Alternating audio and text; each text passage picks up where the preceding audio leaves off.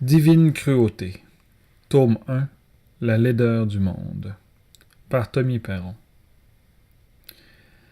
Haïssez-vous les uns les autres comme je vous ai aimé. Inconnu, 2406. Prologue. Colonie frontalière Boucher, 2 septembre 2406. À cette époque de l'année, c'était déjà l'automne dans la colonie. Les gens portaient leurs manteaux depuis quelques semaines, la végétation entamait son agonie annuelle et un tapis irrégulier de feuilles mortes recouvrait les rues. La région la plus habitée de cette petite planète était le centre administratif, avec ses bâtiments froids et imposants entourés d'une multitude de chaleureuses et modestes habitations. Au milieu des paisibles quartiers de cette banlieue, on trouvait aussi un petit groupe d'immeubles austères et massifs, l'Institut de formation académique de la colonie frontalière Boucher. Situé en périphérie d'une grande colline boisée, ce complexe écolier était divisé en 7 pavillons, pouvant accueillir 8000 âmes, professeurs et étudiants. Fondé il y a 9 ans, à la suite de la terraformation de ce petit monde, cet établissement d'enseignement était à présent l'un des plus reconnus de tout l'espace de la Confédération terrienne. En cette matinée grise, Jeanne Bas regardait la sombre couverture nuageuse qui texturait le ciel sous lequel dansaient les branches des arbres dénudés. Le monde d'aujourd'hui n'est pas plus complexe que celui d'autrefois, il est simplement plus vaste. Les systèmes économiques et politiques s'appliquent à toute la galaxie au lieu de s'appliquer à une seule planète. Depuis le local du cours d'histoire, l'adolescente de 15 ans à la peau noire et aux longs cheveux bouclés contemplait le temps maussade par la fenêtre tout en écoutant d'une oreille distraite l'exposé de l'un de ses camarades de classe. L'humanité clame être devenue une grande civilisation colonisatrice avec ses flottes de navires militaires et marchands. On nous dit que c'est au contact d'autres races et grâce à la bienveillance des doyens que notre société a pu avancer au point où elle en est aujourd'hui. Pourtant, je me demande franchement quels sont les avancements qu'elle a accomplis, notre société. Jeanne trouvait ce genre d'exposé très ennuyeux à écouter et encore plus à présenter. Heureusement, aucun exposé n'était requis de sa part aujourd'hui, puisqu'elle arrivait tout juste d'un voyage qui l'avait gracié d'1 mois d'école. Nous vivons dans une colonie fondée dans le seul but de combler la paranoïa de 2 civilisations qui n'ont jamais bien su communiquer. Ça fait près de 10 ans que la Confédération a expatrié dans ce trou les gens qu'elle jugeait aptes à bien développer une défense contre l'Empire d'Axfa. Et bien sûr, tous ces envoyés traînèrent avec eux leurs familles. C'est donc à 5 ans que mes parents m'ont arraché à tout ce que je connaissais pour m'emprisonner dans cette base militaire loin de tout. Cet exposé plutôt défaitiste était celui de Simon, un ami dont Jeanne s'était détachée depuis quelques mois. Ou était-ce plutôt lui qui s'était reclus depuis la mort de sa mère? Dans cet endroit où l'on tente de nous apprendre à haïr l'ennemi et à développer toutes nos compétences pour la guerre, plus personne ne se soucie des véritables besoins des jeunes que nous sommes. Soudain, Jeanne fut sortie de ses pensées par l'applaudissement singulier qui résonnait dans la classe. C'était M. Brown, le prof d'histoire, qui applaudissait seul et platement, avec les yeux de tous rivés sur lui. Bravo, je vous félicite pour cet exposé, monsieur Bellevue. C'est le meilleur hors-sujet que je n'ai jamais vu, déclara l'homme barbu d'un ton cynique. Simon baissa la tête tout en demeurant stoïque et retourna s'asseoir à sa place. Monsieur Brown était un professeur sévère qui connaissait très bien sa matière et qui n'hésitait jamais à dire ce qu'il pensait sans le moindre tact. Jeanne ne l'aimait pas. Le cours de philosophie est dans le pavillon B. Vous pourrez leur présenter votre travail dans 2 ans, lorsque vous suivrez ce cours. En attendant, je vous serai reconnaissant de vous concentrer sur la matière apprise au lieu de nous confier publiquement vos états d'âme. Cet homme n'avait ni indulgence ni compassion, et il osait se prétendre enseignant. Jeanne ne comprenait pas le stoïcisme de Simon face à ses paroles blessantes. Depuis sa place, elle observait attentivement Simon. Celui-ci paraissait un peu plus jeune que les autres gars de son âge. Il avait l'habitude de porter ses cheveux brun foncé à peine plus longs que la longueur réglementaire afin de se vieillir. Mais aujourd'hui, ses cheveux étaient fraîchement coupés en brosse à la coupe locale. Pour ajouter à l'irrégularité, il n'était pas vêtu de l'uniforme de l'école, il n'en portait que la veste marine, avec en dessous un long chandail et des pantalons noirs.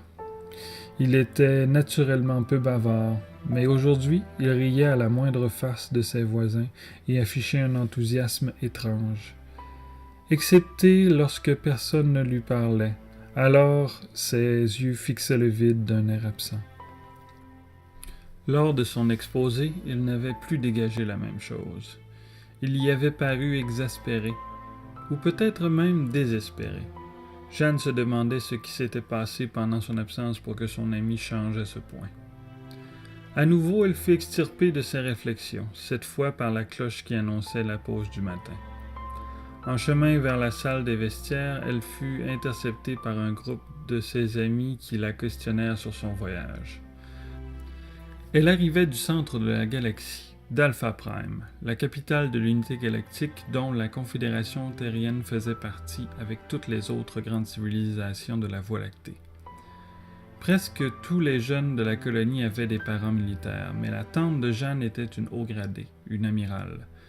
Celle-ci avait fait appel à son frère, le père de Jeanne, pour l'aider dans une affaire diplomatique. La colonie Boucher gardait la frontière que la Confédération entretenait avec la seule race civilisée qui ne soit pas alliée à l'unité galactique, l'Empire d'Axfa. Les habitants du centre administratif de la colonie occupaient tous des postes permanents, qui donnaient à peu de jeunes la chance de voyager. La jeune privilégiée avait donc pu visiter cet endroit où l'on croisait des gens de toutes les espèces connues, et même certaines dont on ignorait l'existence. Elle avait du mal à trouver les bons mots pour décrire l'excitation qu'elle avait ressentie en découvrant toute la diversité de l'univers connu dans un seul et même lieu. Le contraste avec son terne quotidien colonial en avait été sidérant. Cependant, elle n'eut pas le temps d'en raconter davantage avant que le carillon trop familier n'annonce la fin de la pause. Tous passèrent donc à leur casier pour prendre le matériel nécessaire au prochain cours. Jeanne, de son côté, prenait son temps, laissant son esprit savourer les agréables souvenirs de ce voyage. Alors qu'elle refermait la porte de son casier, elle vit Simon traverser furtivement la porte du pavillon des technologies. Le garçon transportait un grand sac de sport rempli par un objet apparemment très lourd et tenait dans ses mains une clé magnétique. Jeanne aurait dû se diriger vers son prochain cours, mais la curiosité de comprendre l'état énigmatique de son ami la piquait vivement. Elle décida de le suivre. Une fois entrée dans le pavillon, elle put voir le garçon qui ressortait nerveusement d'un local, toujours affublé de son sac. Il ne portait plus la veste de l'école, mais un ample gilet gris à capuchon. Il n'avait pas remarqué Jeanne, qui s'était dissimulée derrière une étagère. Et il partit d'un pas pressé vers une porte menant à la cour arrière. L'adolescente continua donc à le suivre de loin.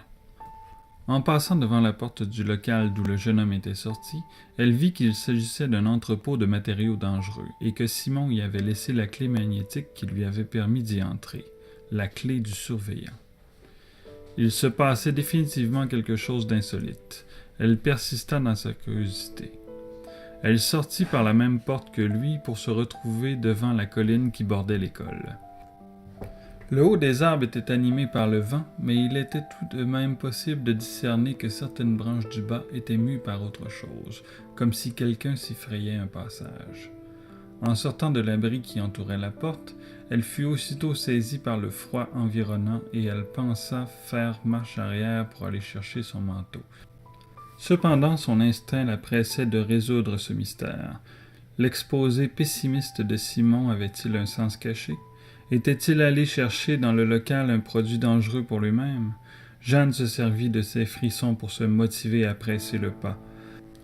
En regardant derrière elle, avant d'entrer dans le boisé, elle aperçut quelqu'un. une silhouette sombre qui se tenait debout dans un coin de la cour et qui semblait la fixer. On aurait dit un moine médiéval portant un large capuchon qui dissimulait totalement son visage.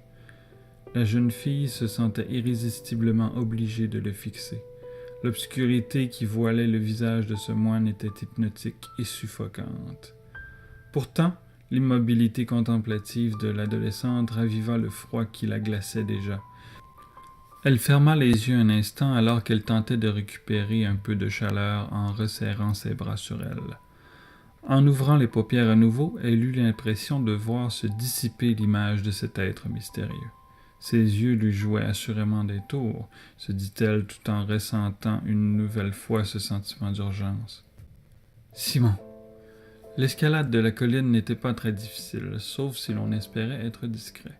Dans ce cas, le bruit des feuilles mortes écrasées et la nudité des branches rendaient la chose impossible.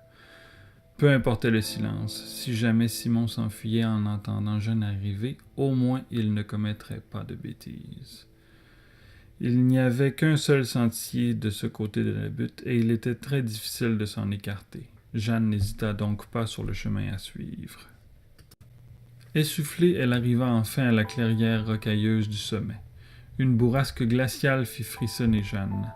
Elle se demandait ce qu'elle était venue faire là-haut, quand elle aperçut le sac de Simon vide qui s'envolait en percutant les branches des arbres à proximité. Le vent était vif et sèche. Il donnait des larmes à l'adolescente, malgré lesquelles elle repéra l'objet qui avait été sorti du sac et déposé sur une grosse roche. Cependant, il n'y avait pas de trace de Simon, mais la chose était bien là. Un enchevêtrement complexe de pièces métalliques et plastiques, avec en son centre un espace vide qui semblait attendre une pièce cruciale. Jeanne était perplexe. Elle se dit que peut-être son sentiment d'inquiétude était exagéré. Après tout, il n'y avait là aucun couteau ou produit toxique, seulement un objet bizarre, une expérience quelconque que son ami timide voulait réaliser en privé. Néanmoins, quelque chose clochait. Jeanne entendit alors un petit craquement derrière elle, et sans avoir le temps de se retourner, elle ressentit un impact douloureux en haut de sa nuque et perdit immédiatement connaissance. Une nouvelle douleur la ramena à elle. L'arrière de son crâne lui faisait atrocement mal et son menton aussi. Elle entendit d'abord le bruit du vent accompagné de cliquetis métalliques. Puis elle réussit à ouvrir les yeux. Elle était toujours au même endroit, étendue sur le ventre. Devant elle, Simon lui présentait son dos tout en s'affairant à son objet étrange. Au pied du garçon, il y avait une grosse branche maculée de quelques gouttes de sang. Jeanne comprit que la brûlure qu'elle ressentait à son menton était une entaille qu'elle s'était faite en s'évanouissant sur le sol rocailleux. Elle sentait également un liquide tiède qui s'écoulait sur la peau de son cou.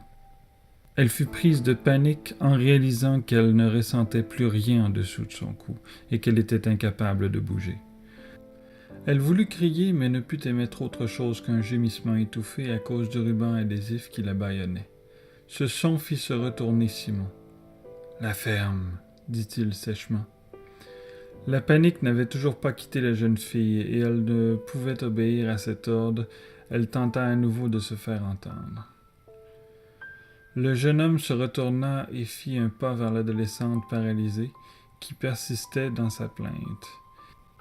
Il lui donna un coup de pied enragé qui agrandit la plaie de son menton tout en propulsant le haut de son corps un peu plus loin. La souffrance fit monter des larmes malgré lesquelles Jeanne se tut.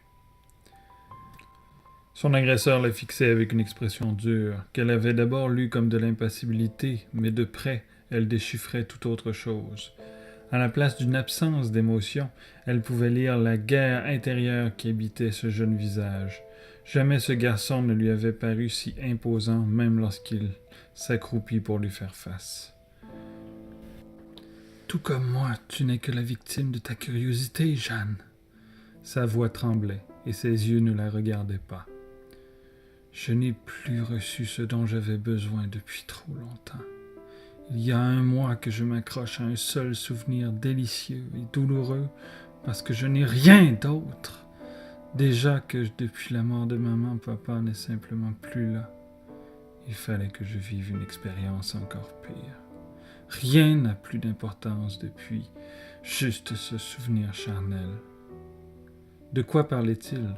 Que lui était-il arrivé pour le rendre ainsi?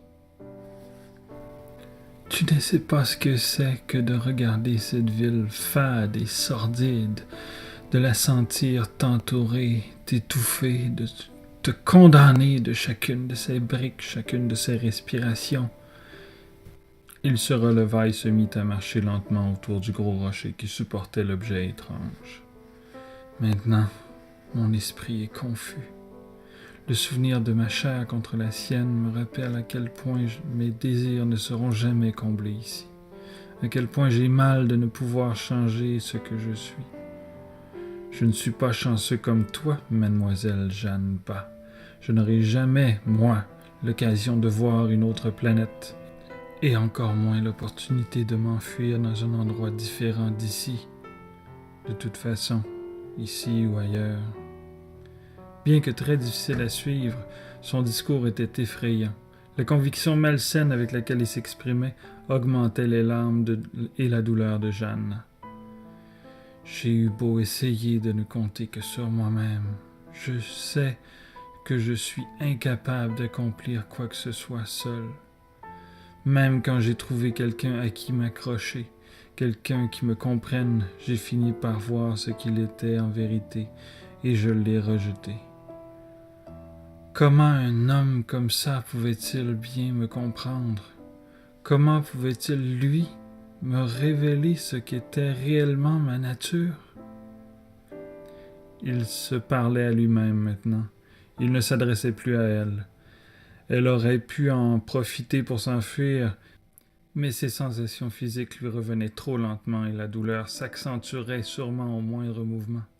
« J'en ai assez! » C'est un vrai miracle que j'ai réussi à me procurer les composantes sans me faire prendre.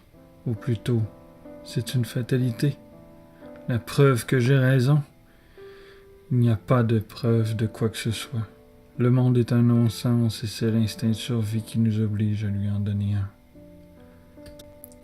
Il se retourna vers son objet étrange et y installa un petit cylindre noir dans l'espace vide du centre. Sur ce cylindre, des nuances grises dansaient doucement. Jeanne se rappela alors l'un de ses cours de technologie, et l'image de ce cylindre dessinée dans un manuel. C'était de l'antimatière. Simon était presque un génie dans les cours de technologie. Aurait-il fabriqué une bombe? Il fixait le cylindre qui trônait maintenant au milieu de sa construction.